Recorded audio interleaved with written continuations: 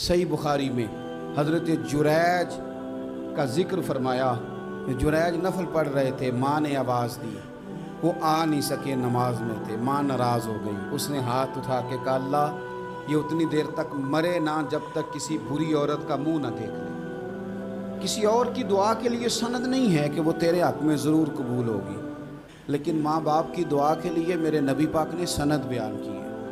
سید عالم صلی اللہ علیہ وسلم فرماتے ہیں جب بھی ماں باپ اولاد کے لیے ہاتھ اٹھاتے ہیں رب ضرور قبولیت کا شرف عطا کرتا ہے۔ تو جہاں سند موجود ہے نا، کچھ افتتاح باجی سے بھی کرا لینے چاہیے، کچھ کام شروع کرنے سے پہلے صرف اماں سے ہی دعا کرا لینی چاہیے، یہ والا افتتاح بھی بڑے کام کا ہے کیونکہ یہاں سند بیان کر دیا میرے نبی کریم۔ تو جناب جریج کی ماں ناراض ہو گئی، کہنے لگی اللہ اس نے میری بات نہیں سنی۔ اب تھے تو وہ نیک، لیکن رب کریم کی حکمت کا تقاضا ہے، ماں کی دعا کو بھی قبول کرنا تھا، اللہ نے آزمائش میں مبتلا کر دیا۔ والدہ تو چلی گئیں، وہ ایک خیمے میں، ایک کٹیا میں، ایک جھونپڑی میں عبادت کرتے تھے، اللہ کو یاد کرتے تھے، رب رب کرتے تھے، اور لوگ ان کی بڑی تعریف بھی کرتے تھے، لوگ ان کے ارادت مند بھی تھے، عقیدت مند بھی تھے، اہل محبت بھی تھے۔ ایک عورت آ گئی، بس وہ اللہ کی حکمت پوری ہونی تھی، اس نے آ کے پہلے تو انہیں اپنی طرف مائل کرنا چاہا، جب نہ مائل ہوئے تو الزام لگا دیا۔ یہ ہمارے دور کا تقاضا ہے، لوگ پہلے آپ کو اپنے حق میں قائل کرتے ہیں، اپنی فرما برداری میں لانا چاہتے ہیں، اگر آپ نہیں آتے تو پھر وہ آپ کو مجرم قرار دے دیتے ہیں، یا میرے ساتھ چل ورنہ پھر میں تیرے خلاف پراپیگنڈا کروں گا۔ دو ہی باتیں، پہلے اس نے قائل کیا، جب جناب جریج قائل نہ ہوئے تو اس نے قریب ایک چرواہا تھا، اس چرواہے کے ساتھ جا کے منہ کالا کیا، مقررہ وقت پہ بچہ پیدا ہو گیا۔ لوگوں نے کہا کس کا ہے؟ کہنے لگی اس خانقاہ میں، اس حجرے میں عبادت کرنے والے کا۔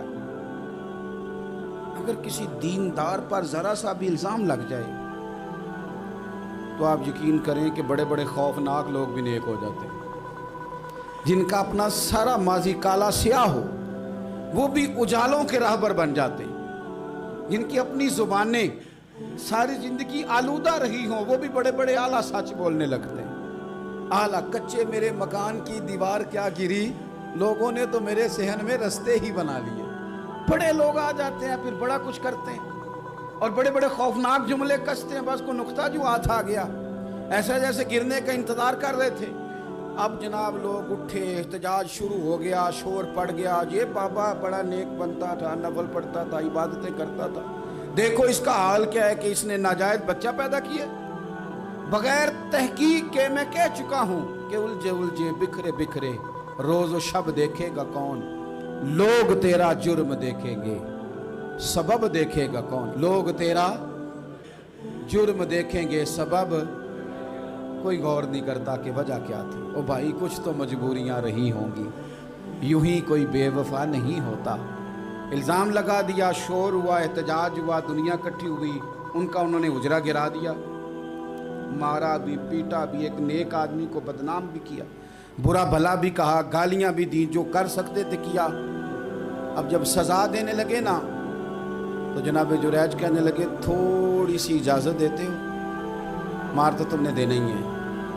کہا جناب ٹھیک ہے دیتے ہیں۔ انہوں نے کہا صرف 2 نفل پڑھنے ہیں۔ اب وہ نفل پڑھ رہے تھے تو لوگ اس وقت بھی کہہ رہے تھے فراڈ ہی کر رہا ہے، دھوکہ ہی دے رہا ہے، چونکہ ذہن بن گیا نا، بدگمانی آ گئی۔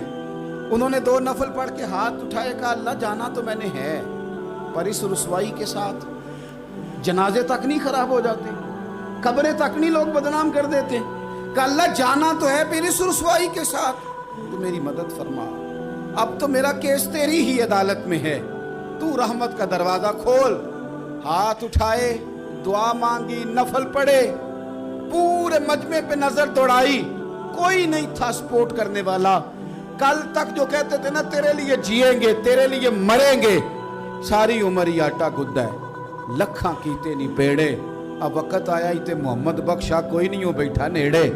ایک بندہ بھی نہیں تھا، ووٹر سپورٹر ساتھ دینے والا کوئی نہیں تھا۔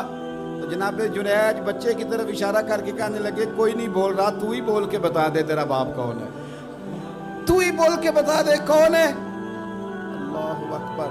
میرا رب جب چاہے تو بچے بولتے ہیں، رب چاہے تو گونگے بولتے ہیں، رب جب چاہے تو پھر پتھر بھی بولتے ہیں۔ جب کہا نا تو ہی بتا تو بچہ بولا، اور بول کے کہنے لگا میرا باپ جریج نہیں، میرا تو وہ ہے جو بکریاں چرانے والا ہے، وہ میرا باپ۔ جب رب کریم نے توفیق دی تو بچہ بول پڑا۔ جب رب بندوبست کرتا ہے کسی کی عزت کی حفاظت کا تو پھر کوئی اسے رسوا کر سکتا